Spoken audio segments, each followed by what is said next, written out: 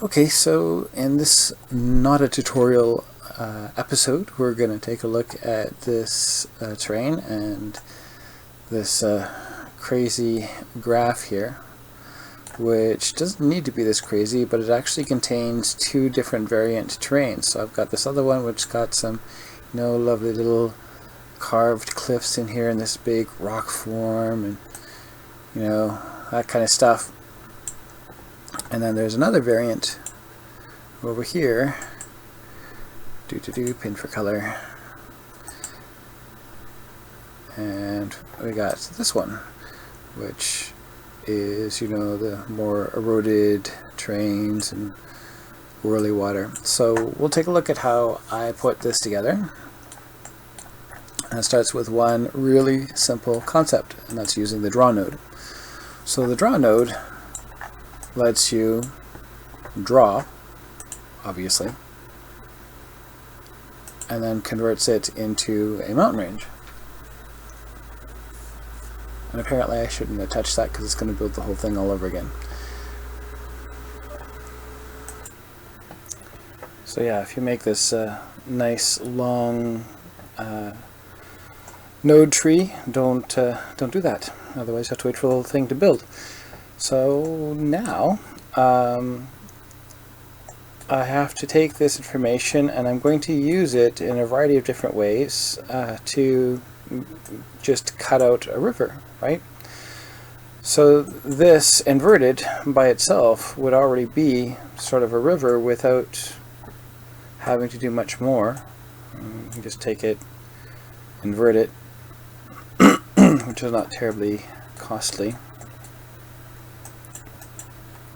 And voila, it's essentially, a river. Not a super interesting one, but, start of one all the same. So that's what I went based off of. So taking that and going and bloop, auto level. So I had lots to work with. Then blurring it quite a lot. So full power, several iterations, but I kept it fast so it goes quickly. What that does is it just bulks it up, right? It just fattens it up. Auto level that as well. Make sure it's at maximum. And then I added a displaced node to it to give it variety and shape. Then combined it back with the original and adjusted the ratio so that it was fairly peaked. And then I did that invert. So that invert now is giving me this, right? So that, indentation is the starting point of my river, and this is the starting point of the terrain that goes around it. And it's pretty much as simple as that. Now, I did have some issues regarding my displacement. So stuff like this was an issue, these little peaks, and I resolved that considering the fact that, if I go ahead and erode that, things like these, they're not going to disappear, right? The erosion will say, oh, that's interesting, I'll just keep those and soften everything else. So I went ahead and did an aperture, quite an aggressive aperture, so 3 versions. There's still quite a lot here for it to erode, and the erode is going to give it its shape. But that aperture has gone in and squeezed out any of those high peaks. So considering the fact that I knew that I was going to be processing it further, that's where I went with it. So that's where it breaks off and goes in 2 different paths. In one path, I'm going off to make my canyon area, and the other path I'm going to the soft eroded hills. So let's do the soft eroded hills first. So I basically just bloop, drop the whole thing and I get this, which is interesting, but it's not quite there yet. Did an erosion, right? Pretty. But instead I chose to take, as I've done many times before in many other videos, take the wear and erode that down, and that meant that I kept the lower regions. I didn't get any of the sediment, I just got some of the deformation of the surface. and it kept some of the hard edges, right? These hard blocky bits. Whereas this will soften everything, right? So keeping the hard bits, and then going off from there, I went ahead and cut it again with my original stuff. So just to subtract there, and then a little bias gain to drop it so it goes lower, and that creates a large terrain area. Of course, I want to clip that. Go to my combiner and do a difference, and that's going to give me the section that I just deleted. So all of the stuff that I just deleted does that. I'll do a quick blur to that, low power, just 0.5. Run a soil on that, which is going to give me this nice color variation. And I'm going to run that through just a basic clutter node with 2 kind of watercolors. And that's what's given me the color of this river. So the darker area in the inner sort of lighter region is based on those 2 values. And that goes into this region here based off of clipping the height. So that's going to our lovely water. I'm also offshooting from here to another erosion. I do an apex of this and combine it with that. And so what that does is it rises it up. And I go on a cut again, so coming back off that main one. Coming off of this, I decide that I want to add a lot more detail to this upper area. So I do a fold. And the fold is going to warp a bunch of this stuff. Do a recurve to that, which is going to shave it a whole lot more, and erode it. So now I've got small eroded areas versus what this was, right?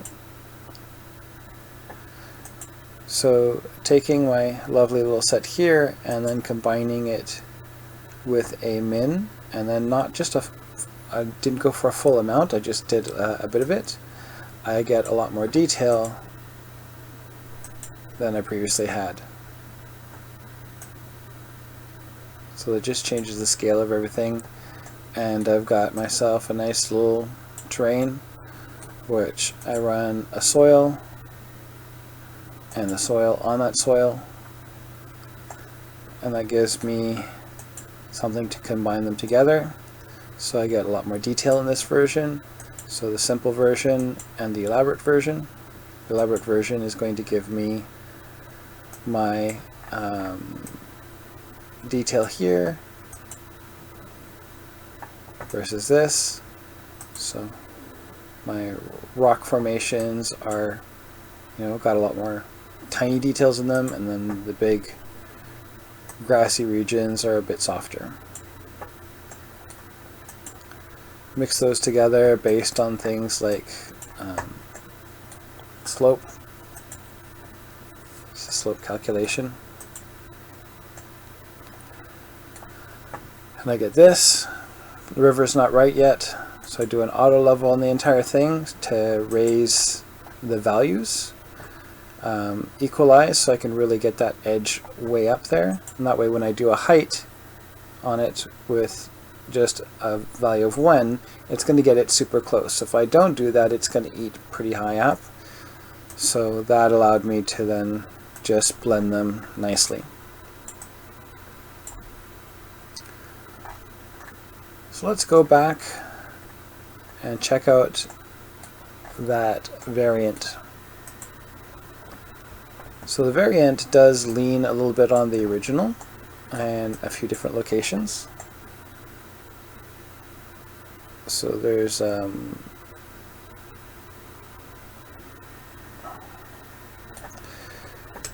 We've got the aperture. I go into a fold, a fairly aggressive one, lots of folding on it. Combine them back with the original, and that gives me something just a little bit more complex than obviously this. So lots of detail. I bring that down to see what that looks like. So compared to this one, it's a bit different, right? I could have probably just gone directly off of that and just done this, but there is a little bit of extra height there. And this is, again, something you've seen before. Rugged, increase the strength to 20, did 4 iterations, and I get this rocky surface. Now I start to get a little bit crazy with all of this.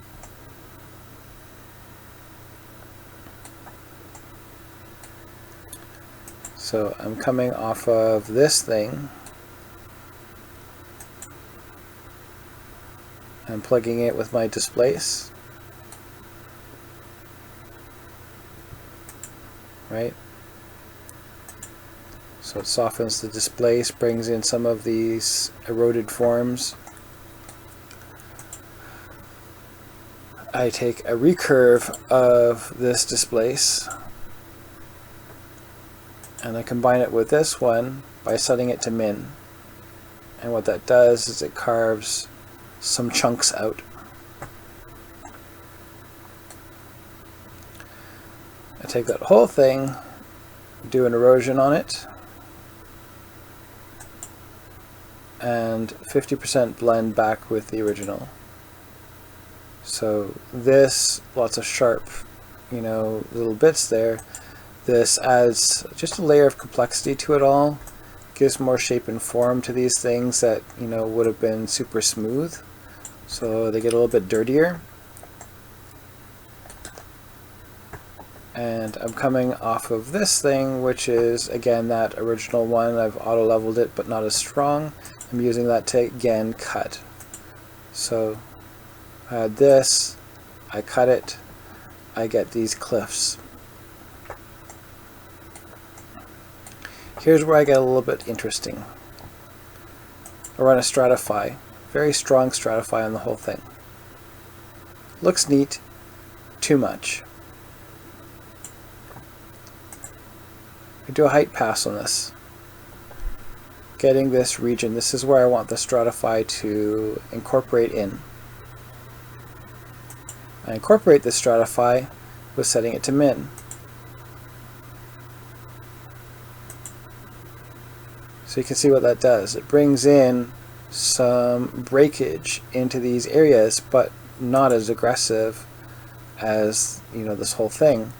It just cuts into a few areas, preserving some of these others. So I get some nice effects there. So just take whatever happens to be the minimum area.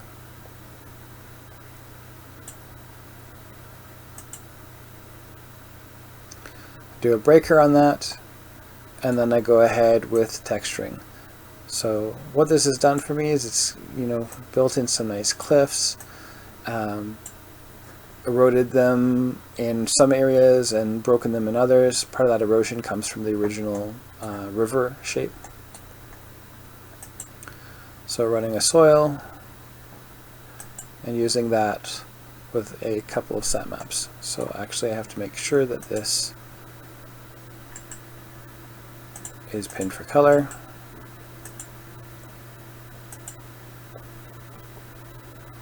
There we go. So number 76 here. And then for my grassy stuff, we've got 5. Mixing them together with some masking. So really that is just me hand painting a mask to say I want it on this one versus the other one. So just edit mask. I'm not going to click it again, not going to make that mistake again. And a height to make sure that it's at a very specific height, and also cut it up with some slope. So this is just multiplied and multiplied until I get just this region, and I use that to blend them. Then using a height, and this time I didn't do my auto level, which I should have, because you'll be able to see it actually creeps up the edge here. And if I had done that auto level before doing the height with the same adjustments that I did in the previous one, it would be very tight. It would be at the very edge pixel of this. So that's it. A lot of the extra detail and stuff like that comes from the color choice. So the sat map is giving us a lot of this visual look, which is really nice to really sort of support the feeling of rock. And then could probably do something more with this. I could probably soften some of these regions. I was thinking I could probably cut this off and make it sort of like a little rocky outcropping, maybe even break it up. I could even maybe try whorl to the original shape, and then kind of break this area off with some masking to get some interesting shapes off of that. I think we could do something neat with it, but ultimately looks pretty cool. And that's the idea of just doing a river. So it all starts off with the genesis of that first part, and from there experimenting. And as you can see, I went ahead and made 2 different trains with this, and there's still potential for more. So hopefully that's given you something interesting to think about. If you wanted to recreate this, you just have to go back through the steps and decide which kind of route you want to take. And that's it for this.